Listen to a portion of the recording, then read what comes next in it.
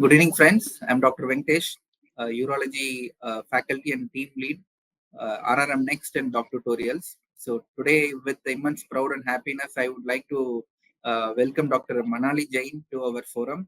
She is our proud student. She had secured an AIMS merit rank list of 6 in the last INISS April 2024 session. This is something phenomenal. So first of all, many congratulations, Dr. Manali, on behalf of myself, my whole team of RRM Next and Doc Tutorials. This is something which many of students actually dream for. So I think you deserve all the credits that you are getting it now.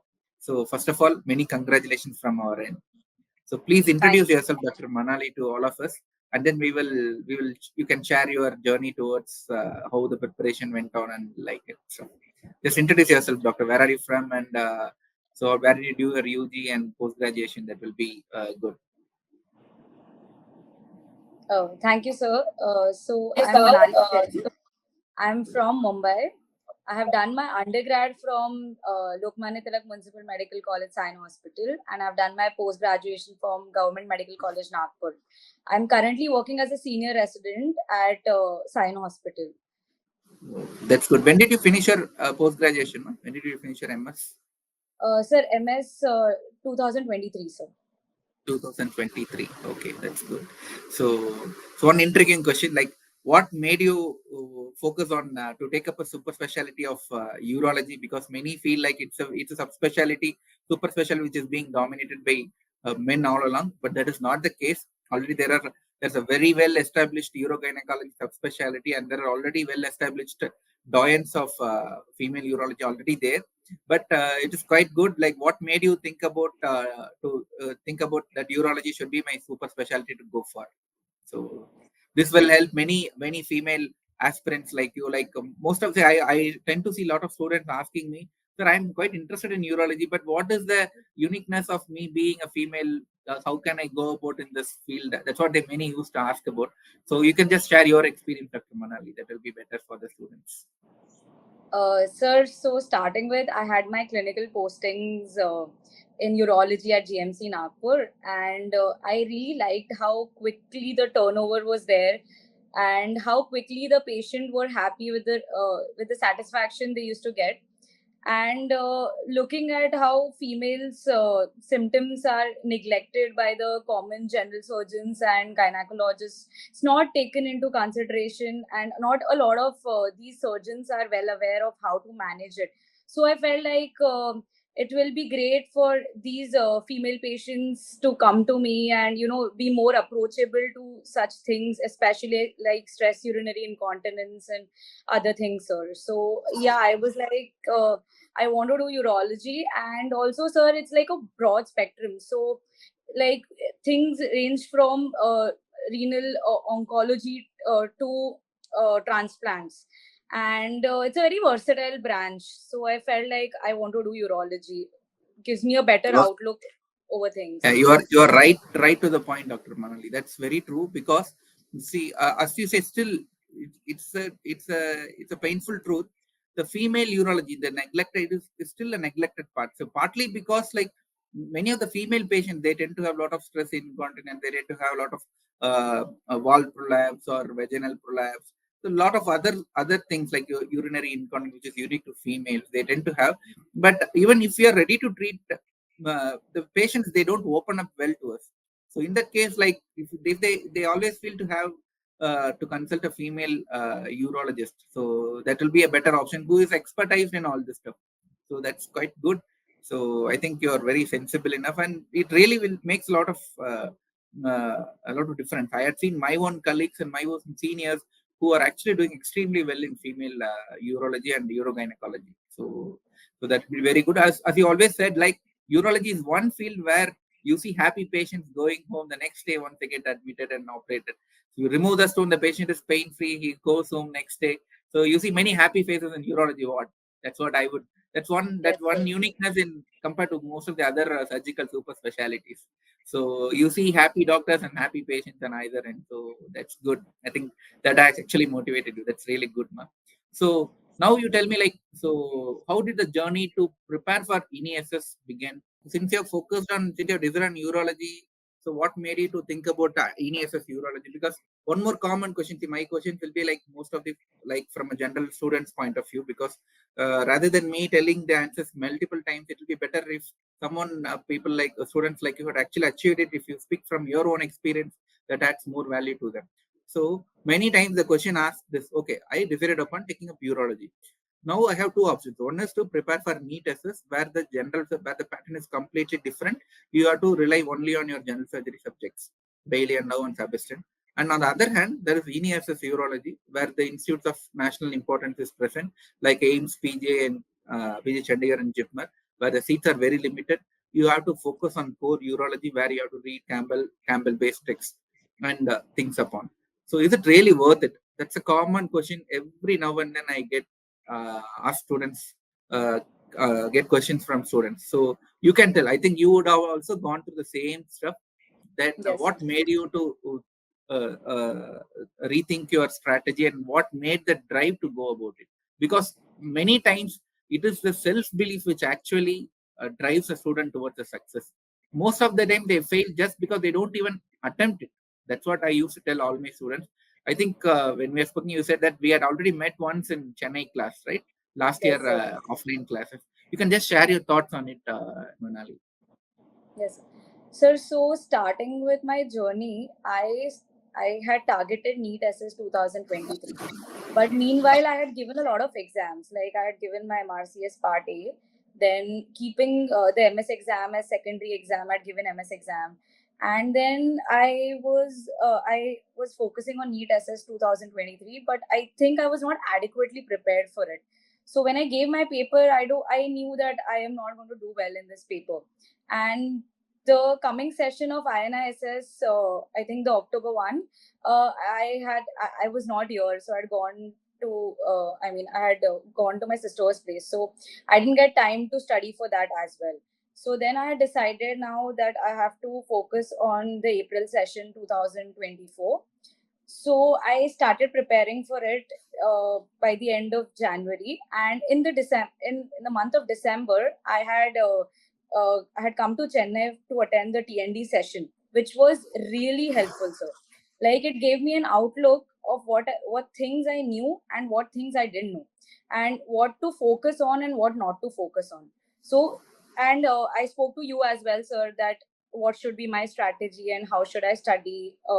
Then you told me that you should go through the videos and the notes and solve more of MCQs of urology and focus on the general surgery as well. No, don't neglect that stuff.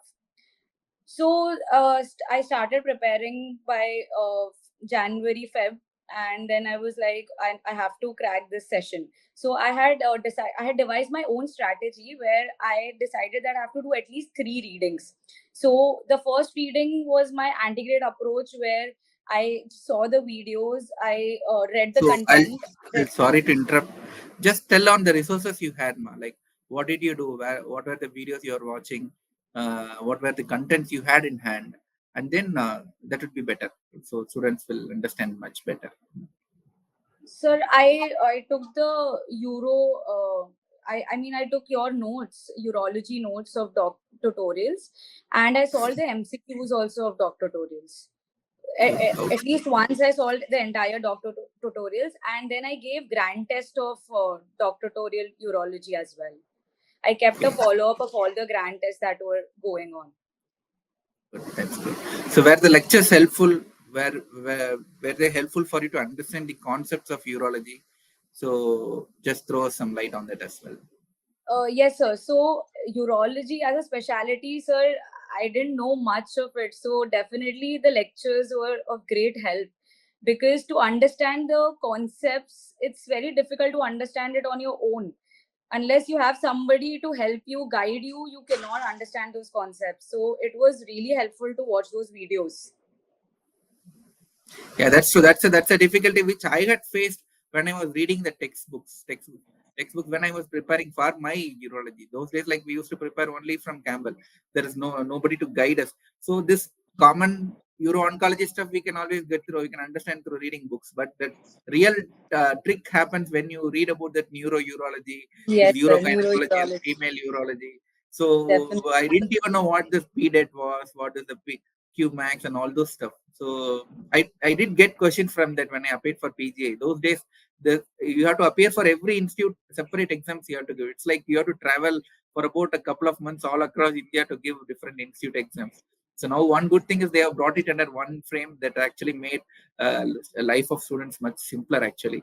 So then I decided like there is always a need to teach on some concepts for urology, because unlike surgical gastroenterology or oncology, which is more of an extension of your general surgery, urology is something totally new. It is most of the time it's Greek and Latin for most of the students. So that's why I thought we rather than being the video lectures being more comprehensive, we have given every content in notes, but we wanted to make sure that you understand every little concept in urology. So, so how many readings you did, how many times you watched our video lectures. So just tell Uh, us tell us the amount of efforts you had actually put in. Students would know that. so three readings I did. The first reading, in that I watched the videos and I read the content and solved the MCQs. The second reading, I solved the MCQs first and then I read the content. I knew what to study and what not to study.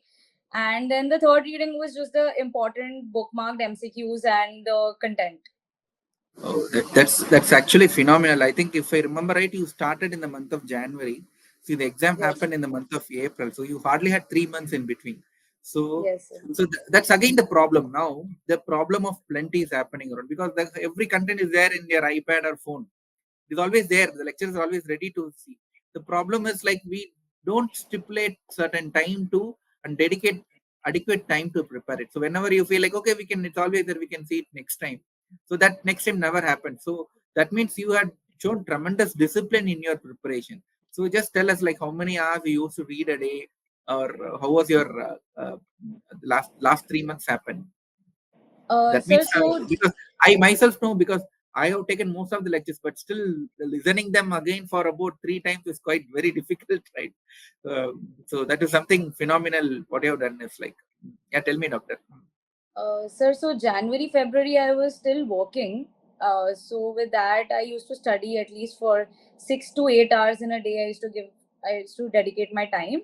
And then 2 months before the exam, that is March and April, I totally left everything and I was just studying at home. So Okay. approximately 12 to 14 hours a day was my target. So Something phenomenal. Slogging out 6 hours between work is doing work is something phenomenal. So that shows a lot of efforts you had put in.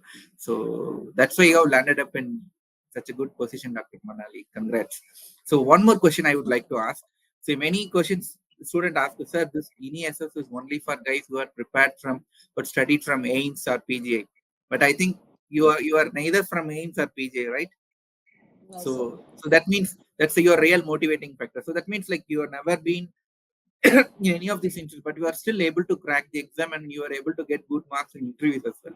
So that means I want to focus on the students that don't say these are some lame excuses we give ourselves to satisfy ourselves. Like, no, we can't do that because they prefer only their own. It's not like that. There is a living example right in front of you. Dr. Manali Jain, who's never been a part of AIMS or PJ, has actually scored exceedingly good in both the theory and interview session, and she has got rank 6. So you just tell us, doctor. So what did you feel when you prepared for the interview? I think you attended our mock interview as well, mock session as Yes, well. sir. Was very Were helpful, were sir. they helpful? Honest, Then very helpful, sir. okay. It So how did actually you? gave me the confidence, like being live and discussing with you and answering the question helped me during the interview, that okay, I was confident enough to speak. So that's what like that is like it's a mock interview is mainly to prime yourself what to look for, because you hardly get about 5 minutes. So you have to make yourself make them prove that okay, I'm an eligible candidate, so that I can satisfy their so that you can be a very good productive resident for it. That's what you have to impress. The time frame is very little. So once you prime, that's the whole idea of this mark session. Once you prime them what to look for in that specific, what to look for in the CPR IUP, that will be helpful to you. So that's good, doctor. So that's again one more thing. Like yeah, this time, though there are many residents, in-house residents who are qualified it. Here is Dr. Manali, who is a total outsider from AIMS and PJ, and still you have cracked it. So that's good, ma. So whatever you have done is really good. One more question I would like to ask: did you gave the last ENESS paper last October session? Yes, sir. I did give it. Okay. What did you do? What was your scores? Sir, I had qualified. I mean, Okay. I got above 40, but I didn't Okay, that qualify means for the you have exam. scored more than 50 percentage of marks. That's Yeah, what the qualification means. yes, sir. Okay, okay. But I So actually that's didn't good. study for the session. It was quite an easy paper. Yeah, I think I kept on telling because last session was little unique because there were so many seats vacant. So they deliberately wanted the session that paper to be on the on the lighter side. But still, this is again one more point. See, most of them this time, all those who are qualified, no, it's just a matter of few questions. Okay, few questions between that decides between the top 10 ranks and those who have missed it. So don't give up on that. So perseverance is the key. When it comes to any SS, you have to have self-belief, you have to work hard, and you have to be very consistent like Dr. Manali in the preparation. So that is the key for success. So anything to add on, Dr. Manali? Sir, I would like to advise one thing is solve the previous year recalls. So, I mean, sir, I had asked you only how Yeah, to send me those recalls. yeah. I think Sir, I sent you the day before the exam. It's already yeah, there in just the the app, date. but okay, okay, Yes, right. sir. So that is helpful. That Very is helpful, helpful. sir. I think we have done an extensive session on all the previous papers. I think no, Yes, even in any other subject you don't have that such an extensive recall session, I believe. So because correct, I sir. make it a norm, because many times when I go through, because I've been in the field for last 4 years now, so many times the question may not be repeated, but the topics keep on repeating again and again. So you can Yes, sir. focus on Exactly. things. So now I always tell there is no need to completely read Campbell back to back text from the first page to last page. It's a relative examination. You have to outsmart your competitor. That is what you need. Now I think your whole content is only from Doc Tutorials app, video lectures, and MCQs, right, Doctor? Have you Yes, read sir. Campbell textbook? I would like to ask Uh, the next question. Sir, I have read it in bits and parts, not completely. I focused on the notes more than the text. Yeah. See, at this point, even I don't prefer it, though she gives credits to our note. I would prefer all the student to read textbook of Campbell because that's a Bible. Because when you start reading that textbook, you will develop that love for the subject of urology. That's how I developed. That's how most of us actually developed. But since we are running with time constraints, now we are helping to idea. This video lectures and notes will help you to have a idea, basic idea. From that on, you can be very selective in reading Campbell textbook. That's what I would say. So that means the whole contents were sufficient for you to crack the exam. Is that what Yes, I should infer, right? Okay. yes, So I think you can read for all the juniors who are watching. You can read the contents. You can do the MCQs, but whenever you find time, don't miss an opportunity to read. Go back and read selected topics from Campbell textbook as well. So that gives you a more confidence and belief in you. So, and as yes, Dr. Manali said, solving previous year MCQs is always very, very important. So, thank you so much, Dr. Manali, for sharing your thoughts. It really means a lot to all our students and juniors are going to watch it because every student has gone through a different. See, you are quite unique. Like you have never been to AIMS or PJ, but you still had the belief and you cracked the exam. So that will inspire many students who are outsiders who are still dreaming of getting into AIMS or PJ that I can get into it. So that's quite good, Doctor. So congratulations again. So thank thank you you. so much for sharing your insights, man. And I really wish you all the very best for success in your future and career. And we hope we'll catch up soon in some of the conferences which are going to happen in the future. Yes, sir. Thank And you, sir. keep motivating your juniors. That's very important. I'll always tell you. See, develop a passion for teaching. When you teach your juniors, you learn more. That's what I've been doing. So when I'm taking class, when I'm teaching, you all like I learn more and more on every day. So the knowledge is learned by sharing. So I would still, if you're very passionate about teaching, I would always welcome you to join our faculty team and doc tutorials. We would always like to have young brains, young students who have just finished or cleared exams because you can add more insights to our juniors as well or subsequent batches as well. So you are all the more welcome to join our faculty team if you're really interested, Dr. Manali. Yes, definitely. Thank you, Ma. Thank you. Thank you, sir.